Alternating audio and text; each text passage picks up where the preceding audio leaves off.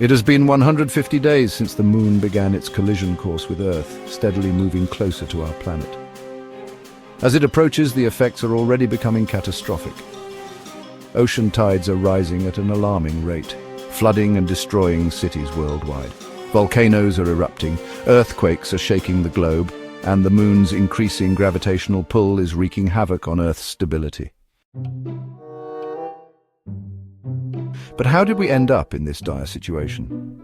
Let's rewind the timeline to 1 year before the Moon is set to collide with Earth and explore each critical phase of its approach.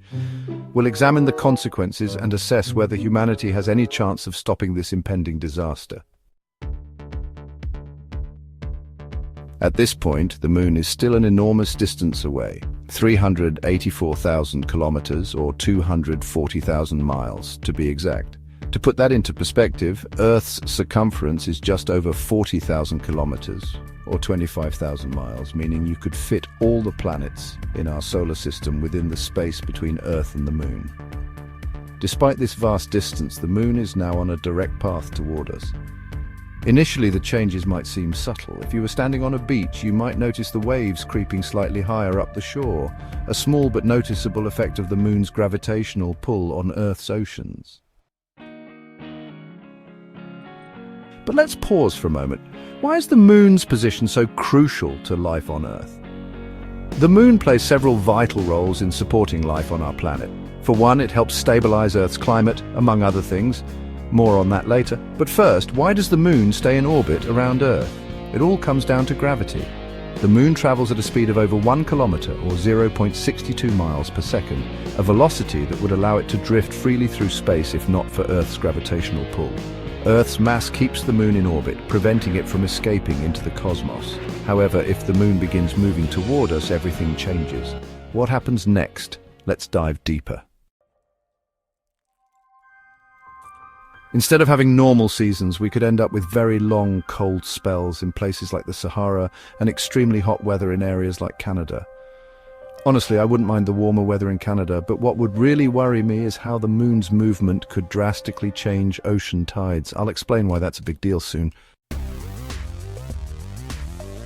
Oh, and one more thing. Right now, the Moon is moving so fast that it would crash into Earth in less than 5 days.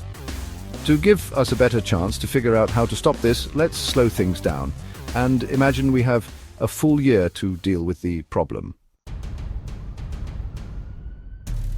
The Moon started 384,000 kilometers, 238,000 miles away from Earth, but now it's only 250,000 kilometers, 155,000 miles away. Being this much closer is already having a huge impact on our oceans. Tides are rising as high as 5 meters, flooding coastal cities like New York, Miami, and London. These areas would be underwater, buildings would be destroyed, and people would have to evacuate. It's not just humans who are affected.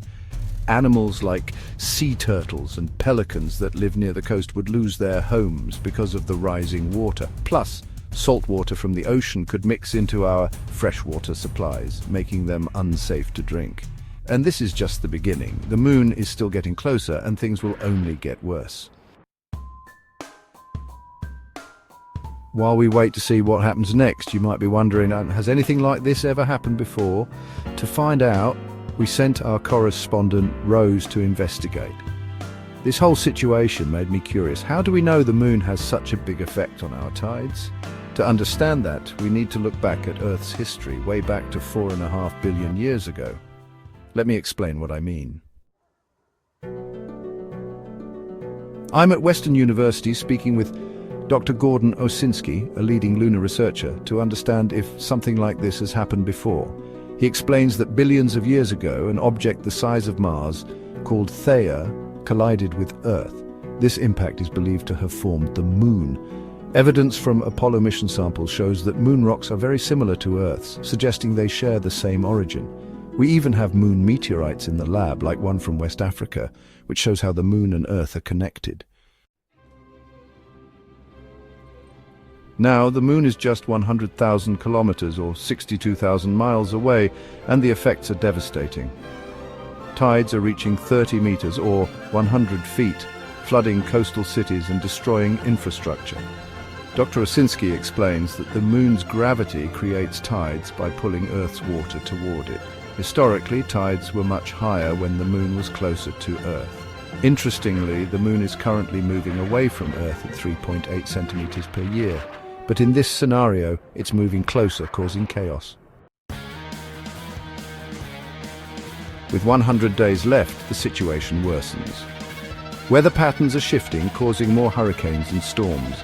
The moon's gravitational pull is straining Earth's crust, triggering earthquakes and volcanic eruptions, especially in the Pacific Ring of Fire. Even cities at high elevations like Denver or Mexico City aren't safe from these disasters. There might be hope. NASA's DART mission successfully redirected an asteroid in 2022. Similar technology could potentially deflect the moon, but time is running out. When the moon reaches about 18,000 kilometers or 12,000 miles from Earth, it hits the Roche limit. At this point, Earth's gravity overpowers the moon's, causing it to break apart into dust and asteroid-sized rocks. Instead of crashing into Earth, these fragments would form a ring around our planet. This ring would lead to frequent meteor showers, block sunlight, and disrupt photosynthesis, reducing oxygen levels. Global cooling could occur, similar to an event 450 million years ago that dropped temperatures by 8 degrees Celsius or 46.4 degrees Fahrenheit. Communication systems would fail as satellites are destroyed, and space travel would become impossible due to the debris barrier. If humanity survives the initial chaos, the moon's debris would eventually settle into a stable ring resembling Saturn's. However, this process could take tens of thousands of years. In the meantime, the debris would cause climate disruptions, potentially triggering an ice age and collapsing ecosystems. Surviving would require adapting to extreme cold, food shortages, and constant threats from falling debris. The first scenario is a quick collision. The moon crashes into Earth, causing immediate destruction and wiping out life. The second scenario is a slow approach. The moon breaks apart at the Roche limit, creating a debris ring. This would lead to prolonged disasters like global cooling, ecosystem collapse, and communication breakdowns, making survival extremely difficult. While a ring around Earth might look stunning, the ongoing challenges it would bring, like ice ages, falling debris, and disrupted ecosystems, would make it a dangerous and inhospitable future. Honestly, I'm probably not surviving this. Depending on how often and how big the falling rocks are, I might dig a bunker underground or have someone dig it for me. Sure, it won't save me from a massive asteroid, but at least I can hide out, watch YouTube, drink beer, and eat mac and cheese while waiting. If humanity had to live in bunkers, maybe some of us could survive. If I could bring 5 people, I'd choose my mum, wife, kids, depending on their behavior that week, and my survival-savvy neighbor, Tom. What about you? Who would you bring? Would you prefer to die instantly and painlessly, or watch the moon approach for a year, knowing the chaos it'll bring, and then try to rebuild society? For me, it's an easy choice, but what about you? Let us know in the comments. Luckily, this scenario is virtually impossible. The moon is actually moving away from Earth each year, and Earth's gravity keeps it in a stable orbit. As cool as an asteroid ring might look, I'd rather keep our oceans and avoid constant volcanic eruptions. But this makes me wonder, what if Mars decided to head toward Earth?